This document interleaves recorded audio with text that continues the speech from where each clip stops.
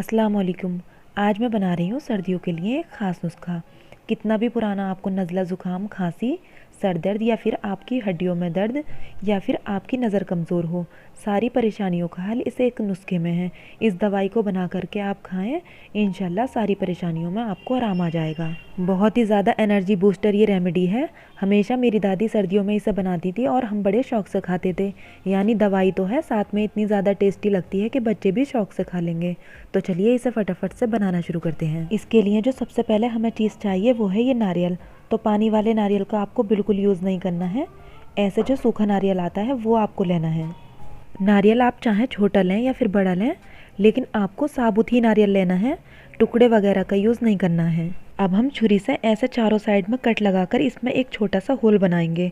छुरी से भी आराम से हो जाएगा, लेकिन अगर आप चाहें तो घर में जो पेचकस होते हैं उससे भी इस होल को कर सकते हैं। नारियल में होल करने के बाद यहाँ पर हमने चूल्हे पर रखा है एक पैन और उसमें डालेंगे 4 टेबल स्पून भर के देसी घी। तो ये देखिए जमा हुआ घी है और हमने 4 टेबल स्पून भर के लिया है।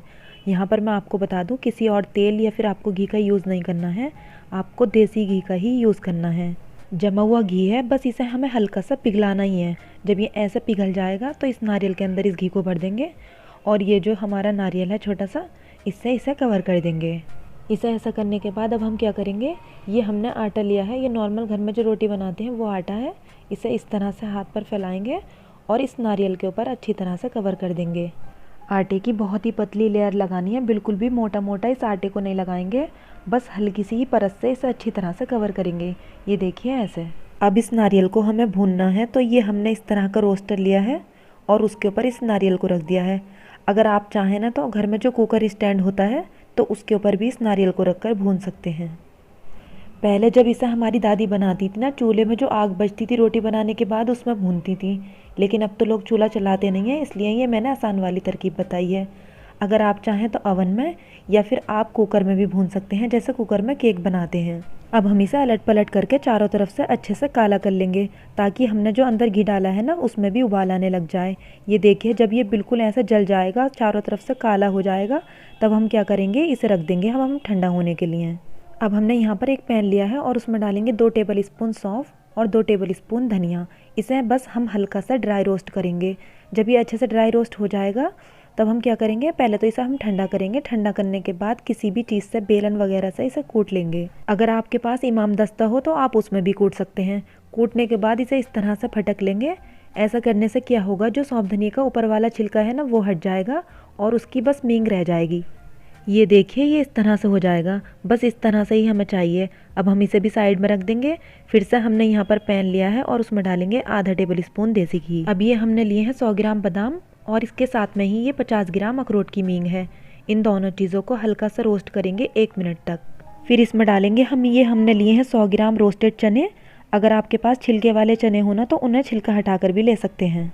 अब हम इन चनों को डालकर भी 2 मिनट तक और भूनेंगे। इन तीनों चीज़ों को बिल्कुल भी जलाना नहीं है, बस इनमें हल्का सा कलर आ जाए तब तक भूनना है।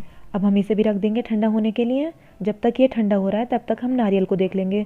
तो यहाँ पर नारियल हमारा बिल्कुल ठंडा हो चुका है। अब हम इसका आटा हटा लेंगे। तो इसे आपको जब ही छूना है जब ये बिल्कुल ठंडा हो जाए। इसका आटा चारों तरफ से अच्छे से हटाने के बाद अब हम इस तरह से इसका ऊपर वाला हिस्सा काटेंगे और इसके अंदर जो ये घी है ना, इसे निकाल कर अलग कटोरी में रख लेंगे। इस घी का भी यूज़ करेंगे, लेकिन वो हम बाद में करेंगे। अब हम इस नारियल के ऐसे छोटे छोटे पीस कर लेंगे और मिक्सी जार में डाल लेंगे। इसे बिल्कुल बारीक पीस लेंगे, बिल्कुल पाउडर जैसा। ये देखिए ऐसे है। अब हम क्या करेंगे, इसे हम एक बाउल में ट्रांसफ़र कर लेंगे। अब हम फिर से वही मिक्सी जार ले लेंगे और उसमें डालेंगे ये जो सौंफ धनिया हमने रोस्ट करके रखा था। साथ ही में ये हमने ली है 2 टेबल स्पून दखनी मिर्च, जिसे हम वाइट पेपर भी बोलते हैं, ये डाल देंगे। अब ये तीनों चीज़ें जो हमने रोस्ट करके रखी थी ना, इसे भी इसमें ऐड कर देंगे। फिर हम इन सारी चीज़ों को बिल्कुल बारीक पीस लेंगे। अब हम इसे भी नारियल के साथ ऐड कर देंगे और साथ ही में ये हमने जो घी निकाल कर रखा था नारियल के अंदर से, इसे भी इसमें डाल देंगे। इन सारी चीज़ों को अच्छे से मिक्स कर लेंगे। जब ये अच्छे से मिक्स हो जाएंगी तो इसे हमें हल्का सा मीठा करना है। तो मीठा करने के लिए यहाँ पर हमने ली है ये 150 ग्राम मिश्री। अगर आपके पास ऐसा मिश्री ना हो या फिर आपके आसपास नहीं मिलती हो तो आपको इसमें चीनी का यूज़ बिल्कुल भी नहीं करना है। इसकी जगह पर फिर आप गुड़ का यूज़ कर लें। अब हम इसे भी बारीक पीस लेंगे। अब हम इसे भी इन सारी चीज़ों के साथ ऐड कर देंगे और एकदम अच्छे से मिक्स कर लेंगे। आप इसे बना करके 2-3 महीने आराम से स्टोर कर सकते हैं, ये बिल्कुल भी ख़राब नहीं होगी और फ्रीज़ में रखेंगे तो कम से कम 6 महीने तक चल जाएगी। आप इसे 1 चम्मच सुबह खाना और 1 चम्मच शाम में खाना, इंशाल्लाह बहुत आराम मिलेगा। बहुत ही यूज़फुल रेमेडी है, इन सर्दियों में बनाइएगा ज़रूर। और साथ में टेस्ट भी बहुत अच्छा है, तो आप बिना किसी मर्ज़ के भी बना करके खा सकते हैं। आई होप कि रेसिपी आपको अच्छी लगी होगी। अगर आपको मेरी रेसिपी अच्छी लगी हो तो लाइक, शेयर एंड सब्सक्राइब। अल्लाह हाफिज़।